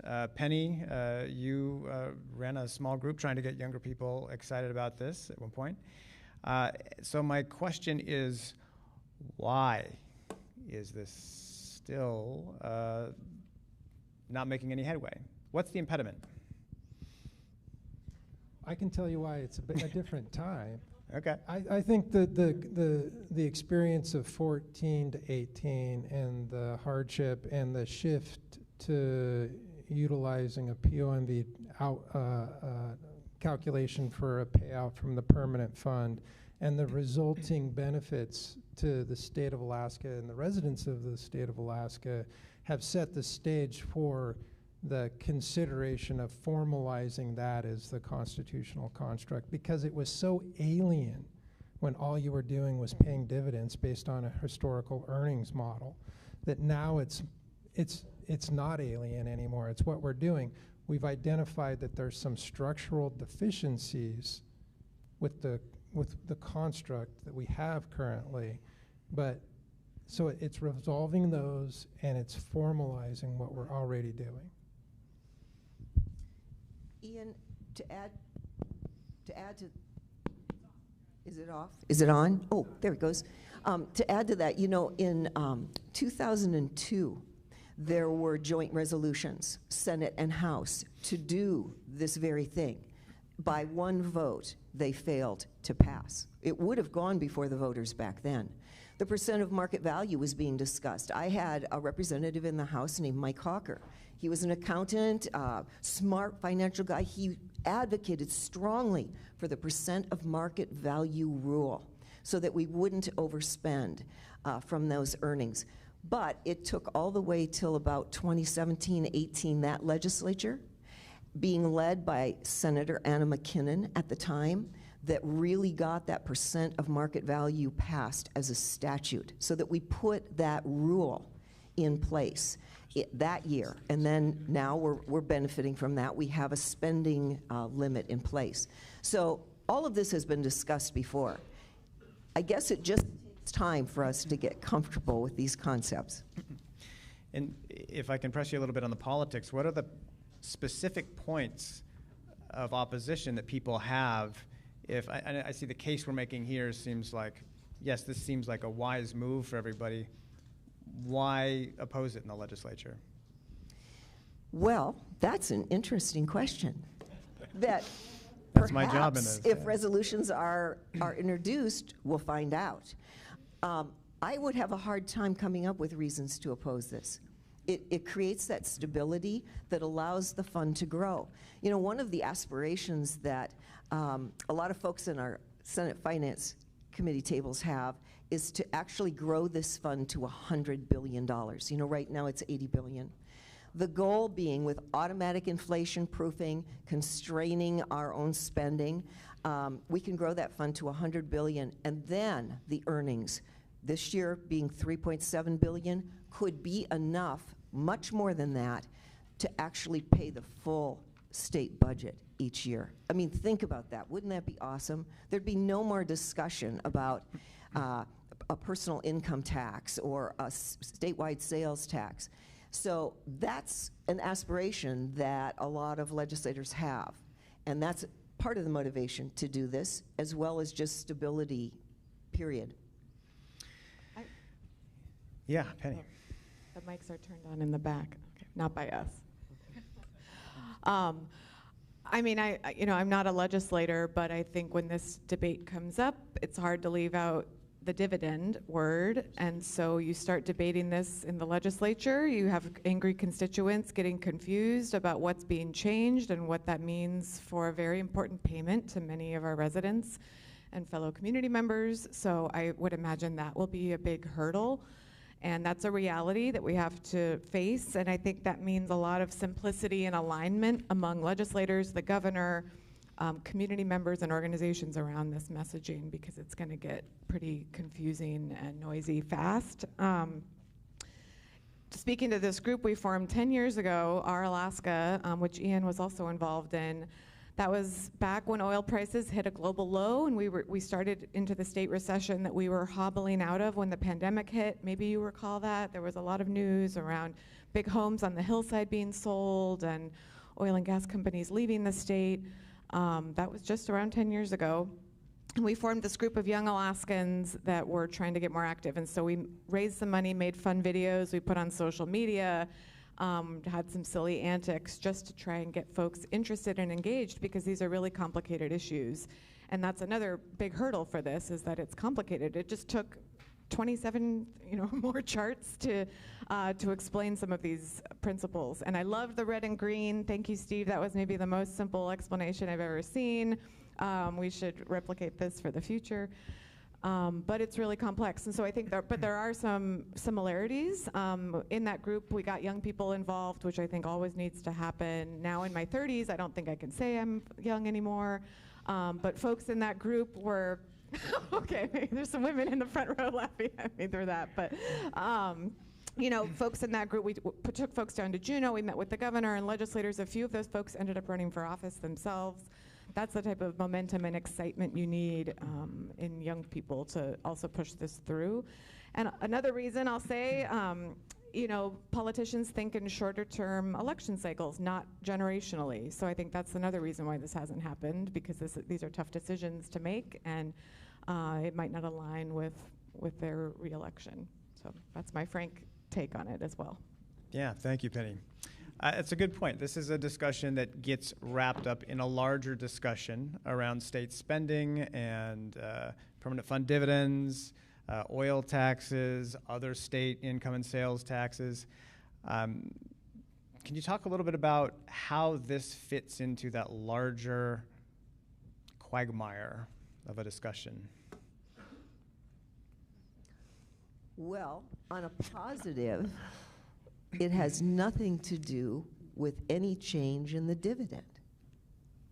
This is only how the earnings are utilized, and the main principle of the fund is preserved. So the dividends will not be affected by a constitutional change as the trustees are recommending. It hasn't, it won't be affected. So that's a positive. Would it have any, if we were to go through all the processes of getting this constitutional amendment in place, do you think it would have an impact on the larger discussion of adopting a more sustainable fiscal plan? How would it affect the dynamics of that discussion? Well, we've heard from the bond rating agencies that it would be a big difference because we would have then a stable source of income. The fund itself would be generating stable earnings, more predictable earnings, because they could invest long term instead of having to keep a lot of liquidity, a lot of investments that could be sold rapidly in the earnings reserve in case the legislature suddenly wanted to spend a lot more money out of it. So it would be a much more sustainable source of income. It would improve our bond ratings. Thank you. I want to get back into some of the more technical issues here, particularly with inflation proofing. We've got a question from the audience here. That endowments may fail to keep pace with inflation of income if income is insufficient. Have you calculated for inflation proofing? I know we've talked about this a number of times, but if you could boil it down to talk about how this constitutional amendment does handle inflation proofing relative to the status quo. Maybe, Steve, this is a good one for you. I'll take a stab at it. So it gets turned on from the back? There it is, okay. Well, I think the way that it takes on inflation proofing is by calculating or trying to estimate what earnings actually will be in excess of inflation and only allowing a payout equal to that expectation of what the excess is. So the inflation proofing isn't any longer an affirmative action taken each year by the legislature. It's really just what's left behind by virtue of how you've only taken your in excess of inflation returns and only used them. So it's kind of the reverse of calculating real earnings by subtracting inflation. Basically, it's taking your total earnings and subtracting real earnings.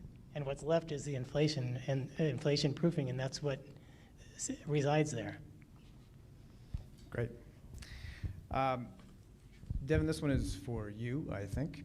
But does APFC receive pressure to realize gains so that they can be appropriated? No. There's been discussions about the potential, but our statutory framework doesn't provide a means of our trustees mandating that we realize gains or the investment staff of doing that. We would, I believe, be violating the statutory framework if we did so. The legislature, I think, could direct us to do so. And that's what I believe it would take to shift away from just focusing on a risk-adjusted maximum return formula. And would that change for the better or the worse if we were to move to a structured endowment model? With the endowment model, it takes away that pressure because you no longer have to worry about liquidity from a sense of statutory net income or realized gains. Because within the permanent fund, there's tons of liquidity. We have a $25 billion public equity portfolio. You can sell any of that tomorrow. It's all publicly traded. We have a $12-15 billion fixed income portfolio that's publicly traded. So it's not getting money, it's just the categorization of what's available to spend in the statutory framework that's causing the problem. So if we went to an endowment model, we can have illiquid investments and unrealized gains, and it's no longer an issue as far as our ability to provide a payout. Okay. Let's talk a little bit about the number, the 5% number, because that's the one that we've been kicking around ever since we adopted the statutory framework with the legislature, and it's sort of by default what we talk about in the context of a constitutional amendment. You did touch on it, but could you talk a little bit about how we got to that specific number and the relative merits of landing there versus, say, a lower number? So thinking back to the statute that was passed in 18, I think the first draw was 5.5, then 5.25, and then it went to 5. So there was a step down, and again, it was based on extraordinary need.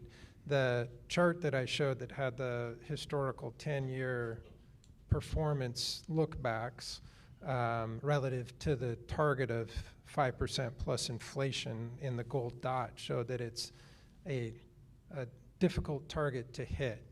And so I've heard our investment advisory group, we have some folks that provide advice to the board, and they've not unanimously but generally suggested that 5% is a high target and that maybe that target should be lower. If you look at endowments for private universities, they tend to have a little greater flexibility. They have a different constituency, though. When you think about an endowment of a university, well, it's defraying the cost of education of people that are maybe some 10 years in the institution. And so they don't have the same investment that Alaska residents have in the permanent fund. And so our ability to say, well, we're just going to give 3% this year because it was a bad earnings year is a lot different than an endowment like a university. And so it is, in my mind, I just believe that 5% is the not to exceed amount. And if people wanted to be conservative, I think you would have your legislation drafted so it was an up to, not a requirement, that it all be transferred, so that a legislature of the day, if they had other revenues that were available to them, just like legislatures of the past that have made these ad hoc appropriations to principal, they could say, well, we only need to take 3% this year, and so we'll leave the balance for the benefit of the future. That's a great point. So it's you can't spend more, you can always spend less, but never more number. Could you actually talk a little bit about the effective rate in the sense that, I know this often gets lost in the conversation, but because you're using a rolling average, assuming you're growing the fund, what the actual draw ends up being? So in an ascending principal balance, you're taking a historical 5-year average of the last 5 completed fiscal years. And so if you've had increasing values, you're going to have a current balance that's larger than those last 5 years average. And so your draw is going to be something less than 5%. If you have a decreasing value, then you're going to have a draw that's greater than 5%. Our draw has been between, it's like low 4%, like 4.25 up to like 4.75, depending on the year.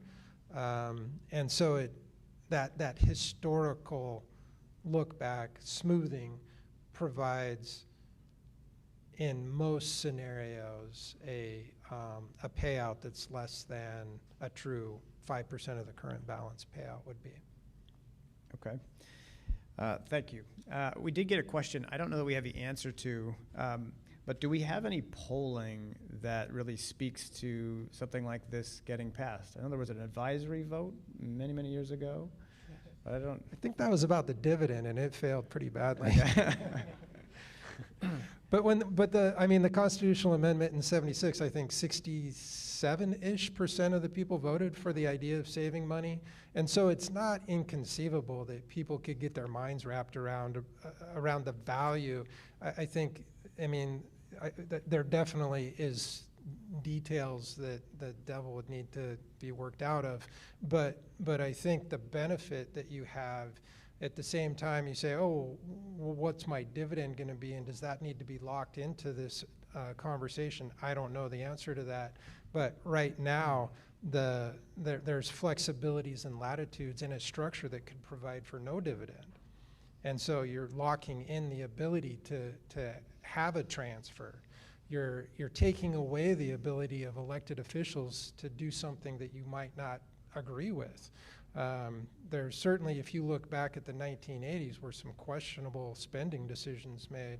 My father-in-law was a teacher in Wainwright, Alaska, and he said one year the people all launched their boat on the beach, and then that summer, the next summer, the state came in and put in a concrete boat launch ramp on the beach, and then that winter the ice scoured away the boat launch ramp, and the next summer they all launched their boats on the beach again. I mean, it was just capital projects for nothing. And so everybody has a story like that, whether it's a grain silo or a fish processing plant or whatever. But the idea is that you take away that ability of somebody to spend your money in an irresponsible way. So there's some benefits that I think that would resonate with the I don't know, people like me anyway. Let's hope so. Yeah. I mean, it's such a really difficult topic to get people engaged with. Penny, you've spent a lot of effort trying to get your average Alaskan involved. What do you think would be necessary to get people energized around this topic and to actually support it? Yeah, I mean, it's a tough one. You and I talk on the phone a lot about some of this, and it gets really weedy really fast, as we've seen today. I think, as I said before, what we were trying with our Alaska was to make it fun and engaging. There's TikTok now. There's things that weren't even around then, which maybe felt a little silly or trivial at the time, but we actually got a lot of traction. And as I mentioned, folks ran for office and were elected out of that group, coming with a lot of knowledge that they gained. But I think it's breaking it down to what's actually important here, and it's everything we're talking about. We all know what inflation is, you probably bought eggs in the last week and you saw how expensive those were, or my daycare payments are going up by $250 a month this coming year to help pay for food. We all know what inflation and rising costs mean for budgeting. We all have a savings account. We all know what it means to spend more than you save. I think breaking it down to what these recommendations mean for the state is really important and will be really key to keep the messaging simple. And for families like mine, that will mean thinking about our kids and thinking about schools and roads and public health services and really thinking about state services. But it's tough. I recall in 2014 or so, Ian and I had this budget balancing game that we developed with some other folks at the Institute for Social and Economic Research. Ian built in his garage.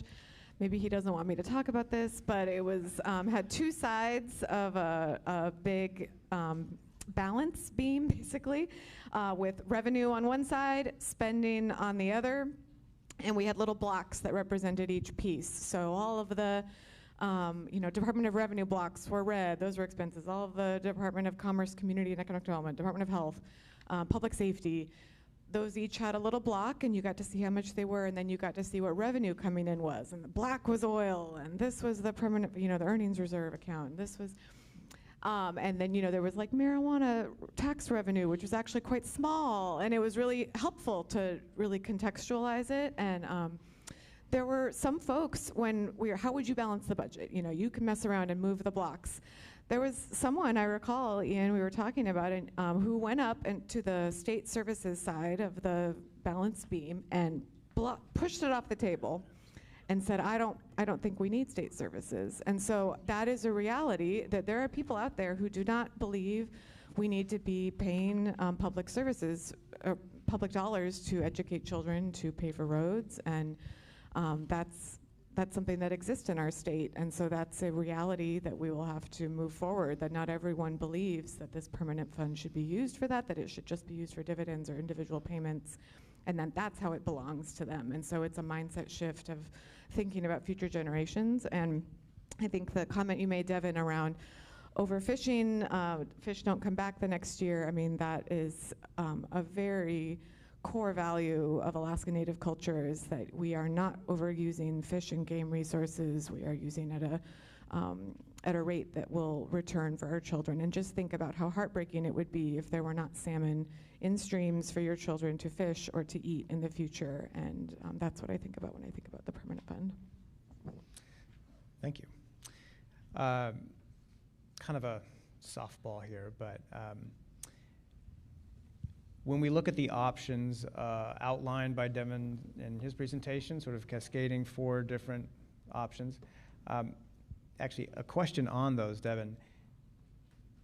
Do they all provide the same level of protection for the permanent fund? No, the last 2 were just stopgaps, and the first one was it was the house built of brick, and the second one was a house built of straw. So the constitutional option would be the strongest, the most durable, and then you would have a statutory framework, which, like I said earlier, would be a step in the right direction, but a little less durable, might still require some manual levers or have the risk of the manual levers not being pulled appropriately. Okay. So that being said, is that the way to go? Which one? The constitutional option. I mean, I think personally I would advocate for the constitutional option. I recognize it's a very difficult and challenging potential, and that if there isn't the political will to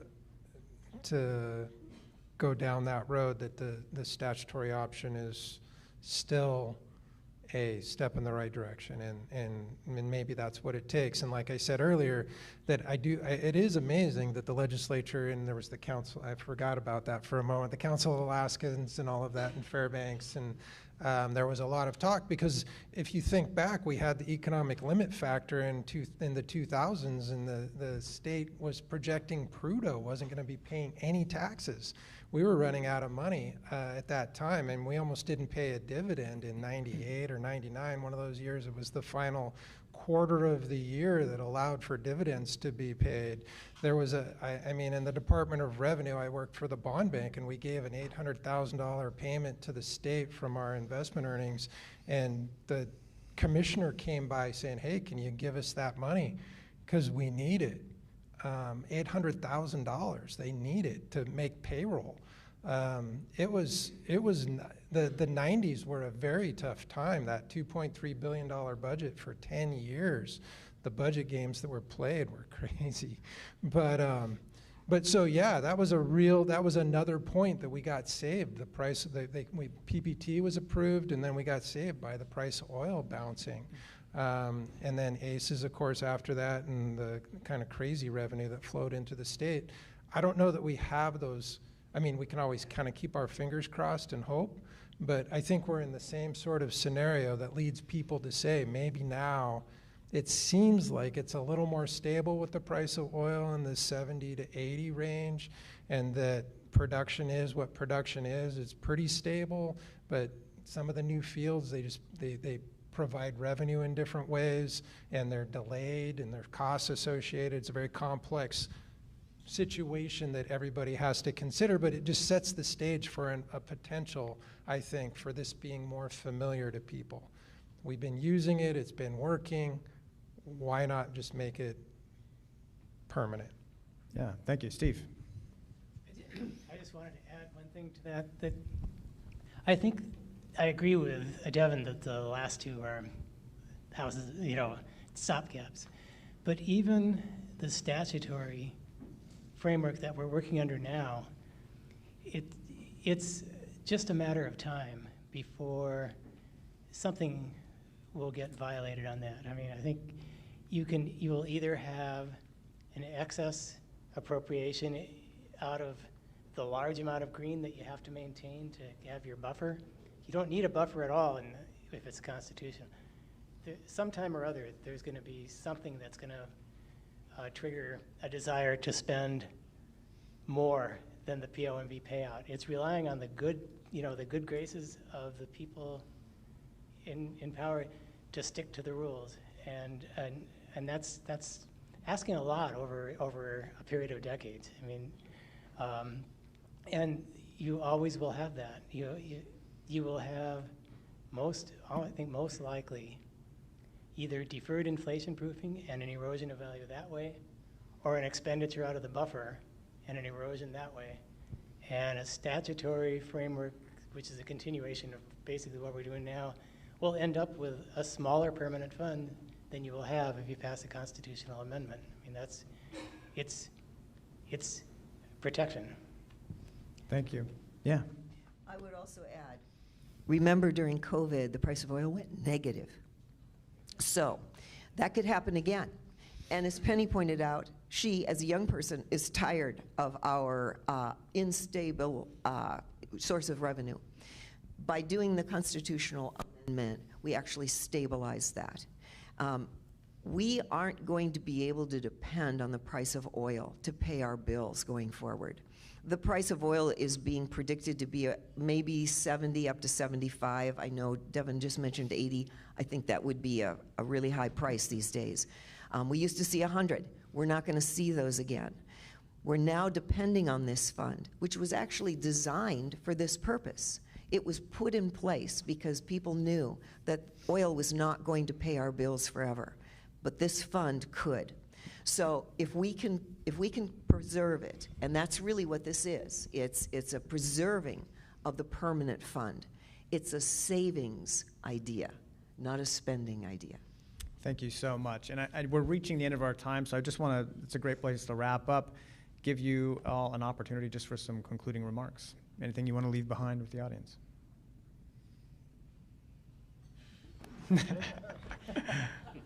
Well, I would encourage you all to take a look at trustee paper number 10. The information that Devin and Steve presented today is in there.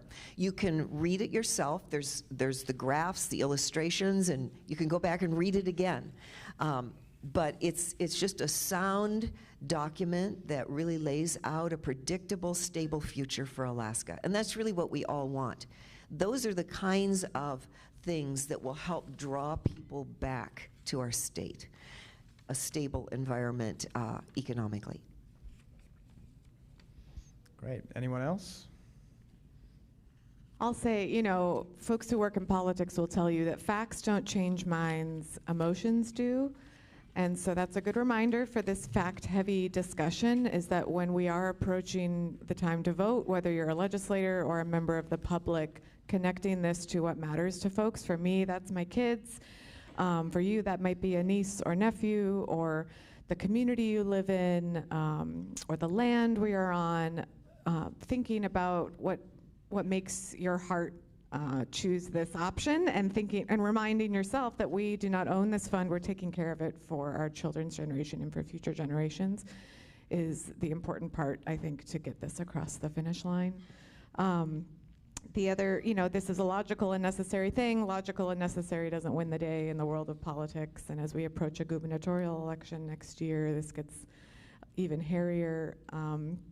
And so I'm excited that there's smart people in the room thinking about this and talking about this. But, it's hard sometimes to feel like our state doesn't want me and my family to live here. I talk with my siblings who are teachers, public school teachers up in Kotzebue, my parents who are retired and live on a fixed income in Sitka. It's tough. It's tough right now. And so there's a reality and a bit of humility I think we have to think about as Alaskans. There's a lot of the word unique. We love to say we're unique, we're special, we have this wonderful permanent fund that was set up, and it takes a bit of humility to step back and say, whoa, there's some things that we need to fix that we didn't realize at the time, and now we do.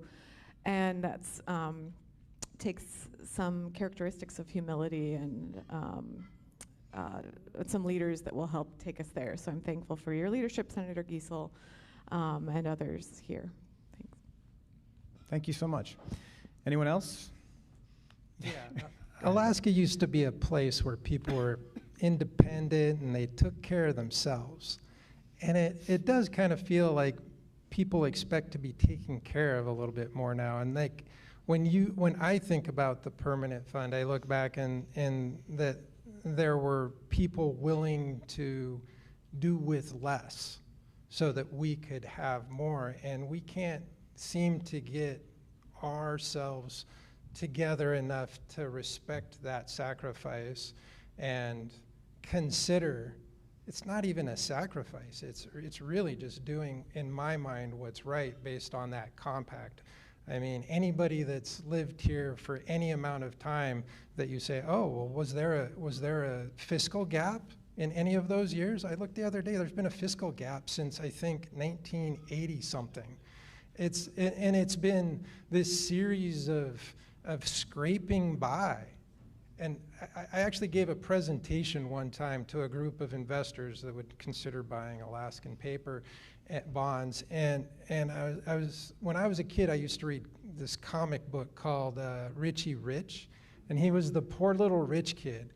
And we're kind of like that in Alaska, that you know, we claim we don't have any money, at the same time we fight about how much money to give away. And so, I don't know, I kind of would challenge people to look back on that pioneer spirit that actually was part of this state when people did take care of themselves, and be willing to stand up and do the right thing in a scenario to provide those same opportunities into the future. Thank you so much. To all of our speakers, really, I appreciate you taking the time to brave the roads and come out and meet us all. I will just offer one last comment. This is my own personal bias, but if you think this is the way, I happen to be on board. It's clearly it'd be hard pressed to find an issue that's harder to get people really psyched about. But the pressure on the fund is never going to lessen. We're never going to have a better time than now to make that change.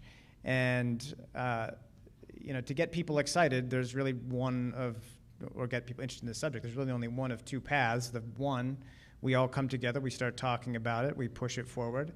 And the other is we just wait for something to break and for people to get really upset. And all that is to say, you know, the opportunity is never going to get better. So with that, I want to thank you guys again. Thank you all for showing up.